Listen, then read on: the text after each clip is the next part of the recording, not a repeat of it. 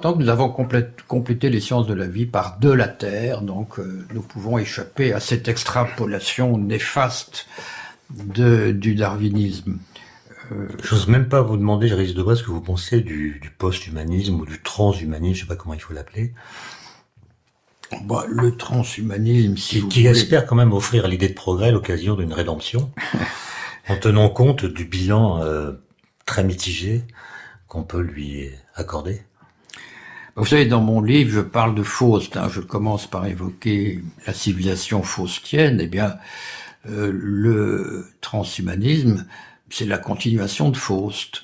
C'est-à-dire, on va prendre des cornues et des fioles et on va changer la nature de l'homme. Alors, les cornues, c'est aujourd'hui l'intelligence artificielle, mais le principe est toujours le même. La technique, l'opération technique pour refonder ce qui est donné, c'est-à-dire au fond pour remplacer le donné par le construit. Pour moi, c'est une utopie, c'est une hubris. Vous dites le transhumanisme vise à tuer le vivant pour tuer la mort. Oui, c'est-à-dire effectivement à remplacer le vivant par des mécanismes ou des connexions ou, disons, du neuronal artificiel pour en faire une sorte de robot immarcessible, enfin de robot inoxydable. C'est tout de même pas... Et puis qu'est-ce qu'on s'embêterait si on ne mourrait pas tout de même, hein? Il est tout de même très terrible, non? Et puis comment est-ce qu'on pourrait savoir qu'on ne va pas mourir si jusqu'à maintenant tous les hommes ont été mortels? Comment comprendre, même si on le sait, qu'on est immortel? Et si on le sait, est-ce qu'on est sûr qu'on le sait vraiment? Et est-ce qu'on ne serait pas invité à rester chez soi de peur de perdre l'immortalité par accident? J'espère qu'il y aura toujours un degré d'incertitude. J'espère qu'on ne sera pas toujours sûr d'être immortel, parce qu'effectivement, on s'ennuierait énormément. Si la vie c'est quelque chose de pathétique, si la vie c'est l'occasion à saisir, c'est l'instant à cueillir, c'est tout de même parce qu'on sait que ça finira un jour. On est sauvé par la finitude. Non, ils font du très mauvais boulot, les transhumanistes. Vous devrez leur dire, vous avez une autorité scientifique. Ça m'arrive. Votre livre s'intitule Le siècle vert. Évidemment, il fait penser à Soleil vert, ce film de Richard Fleischer de 1973, que vous évoquez d'ailleurs assez longuement dans le livre. En quoi est-ce qu'il fait écho à ce qui se dit aujourd'hui? En quoi était-il prémonitoire? Ce film, c'est un peu le 1984, c'est l'équivalent de ce que Orwell a fait pour le totalitarisme politique. Ça, c'est 1984 du fondamentalisme écologiste. C'est-à-dire cette idée au fond qui est évidemment, je dirais, fantastique et cauchemardesque, que lorsqu'une science prend le pouvoir, elle peut devenir une dictature, tout simplement. Et là, cette idée qu'il y a un groupe d'experts, de grands savants, dans un quartier favorisé, et qu'eux ont les secrets de la nature et de la vie, et ils disent, voilà, on va vous serrer la vis pour vous sauver la vie. Ça s'est passé un peu avec l'économie politique dans certains coins. Nous avons les clés de l'histoire, donc ne nous emmerdez pas, on va vous dire ce qu'il faut faire. Bon, et là maintenant, en l'occurrence, on donne aux pauvres à manger des produits de synthèse à base de plancton océanique. Voilà, et puis tout d'un coup, il n'y a plus de plancton, enfin donc catastrophe. Non, c'est l'idée simplement de la domination de l'expert, si vous voulez. Bon, c'est évidemment, comment dirais-je, un passage à la limite, comme 1984, mais qui peut mettre la puce à l'oreille tout de même. Il faut pas faire de l'expert le roi philosophe, c'est-à-dire celui qui a la connaissance absolue et qui, au nom de la connaissance, prive les autres de leur souveraineté.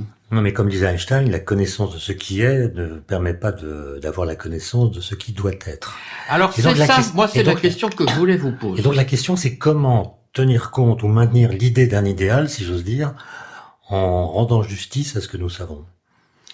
C'est la question que je voulais vous poser, mon cher Étienne. C'est la science dit ce qui est, elle ne peut pas dire ce qui sera et encore moins ce qui doit être. Alors comment passe-t-on d'une science à une conscience? Comment passe-t-on d'une théorie à une pratique?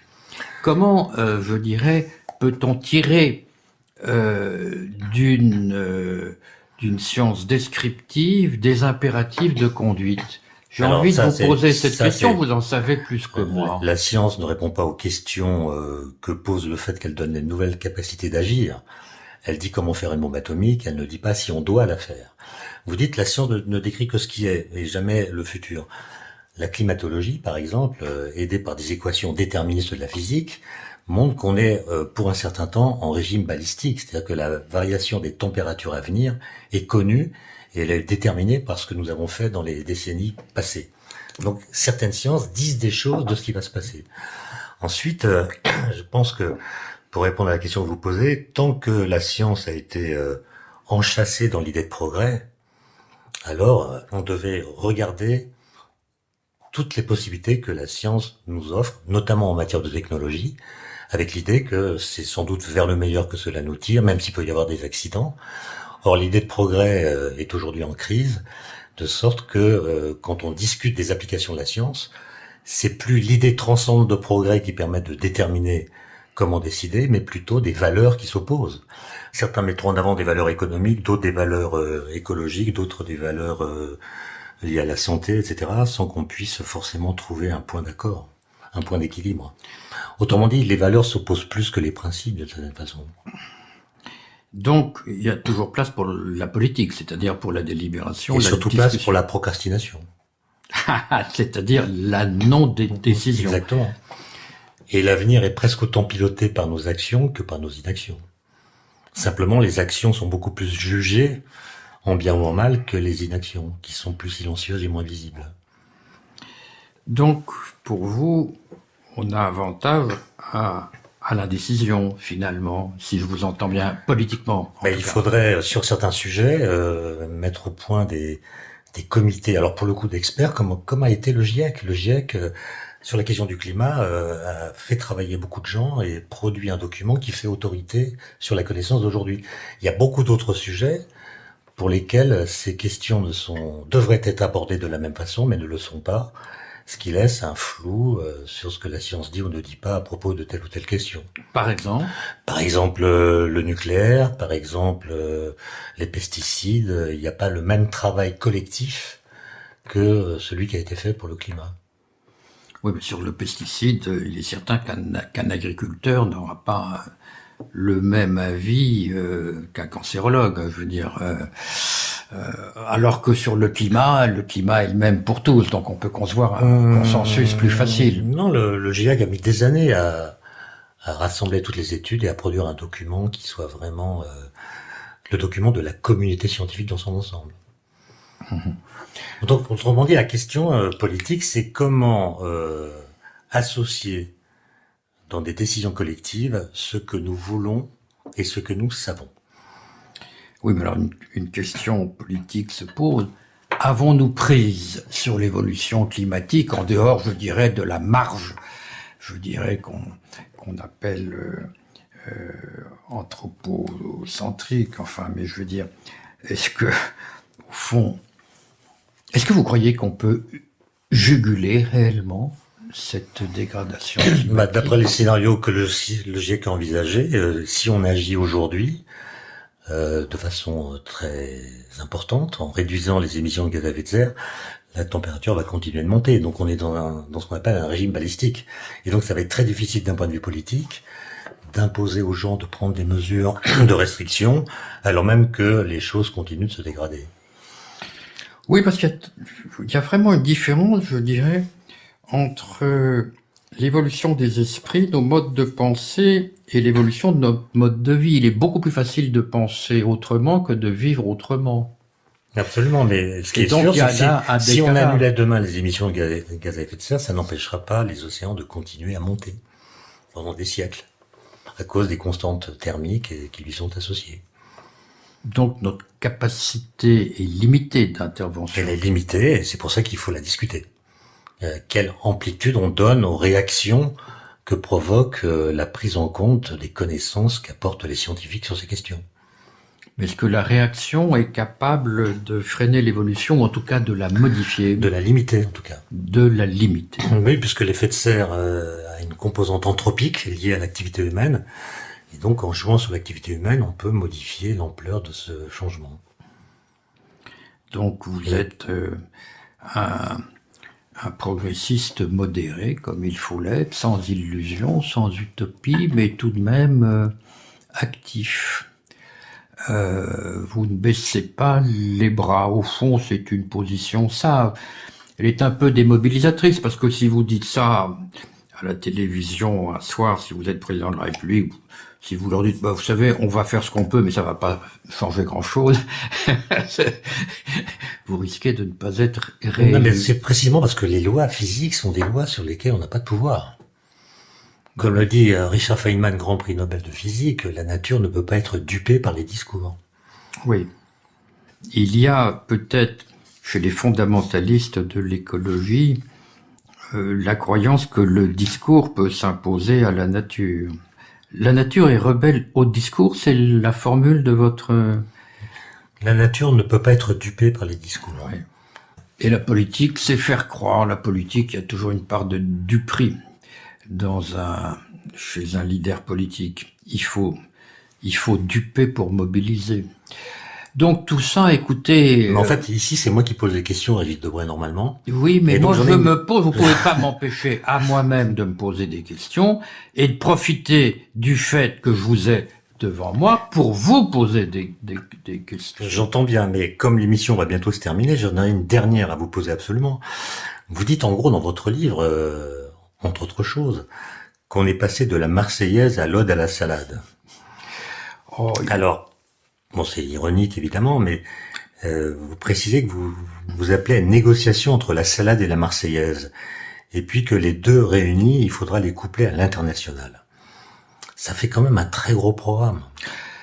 Écoutez, premier temps, oui, essayez de combiner le civique et le climatique, c'est-à-dire essayer de ne pas renoncer à notre histoire propre, à la souveraineté populaire, au progrès que nous avons fait pour ne pas nous entretuer, pour constituer une nation, ça c'est la Marseillaise, mais il faut empêcher que les salades pourrissent ou que cessent de pousser. Donc là, il y a une négociation à faire, je dirais, entre les conservateurs et les progressistes, entre ceux qui pensent planète et ceux qui pensent la nation.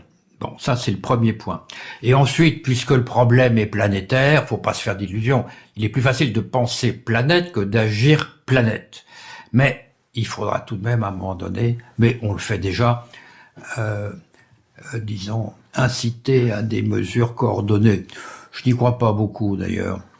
Non, cette expression, il faudra voir avec l'international, c'est pour, disons, aller au-delà de l'étriqué nationaliste, de la frilosité nationaliste. Mais c'était une façon de combiner, je dirais, la nation, la nature et la planète. C'est un vœu pieux peut-être, mais d'ailleurs, vous concluez votre livre, Régis Debray, par cette phrase: on est toujours deux dans l'affaire homme, la nature et l'esprit, un matériau et un outillage.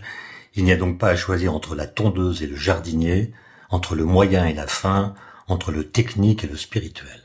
Oui, je dis ça contre, je dirais, la technophobie qu'ont beaucoup de nos amis humanistes, spiritualistes. Je leur rappelle que pour faire un jardin, on a besoin d'une tondeuse, comme pour faire du papier, il faut une scie pour couper les arbres et un arbre. Bon, bref.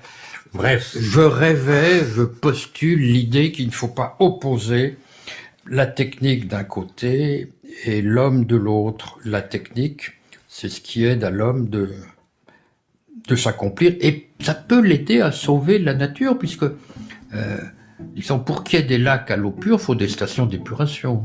Ce sera le mot de la fin, Régis Debray. Je vous remercie d'être venu à la conversation scientifique. Je recommande la lecture de votre livre Le siècle vert. Et je crois que vous aimez les grands auteurs comme Paul Claudel. Oui, bien sûr. Qui a écrit notamment « La mer était si bleue que seul le sang était plus rouge ». Phrase magnifique que je vous laisse le soin d'adapter en y mettant la petite touche de vert qui vous convient. Merci à vous, Régis Debray. C'était la conversation scientifique par Étienne Klein, avec la collaboration de Thierry Beauchamp, à la technique Alain Joubert et à la réalisation Delphine Lemaire.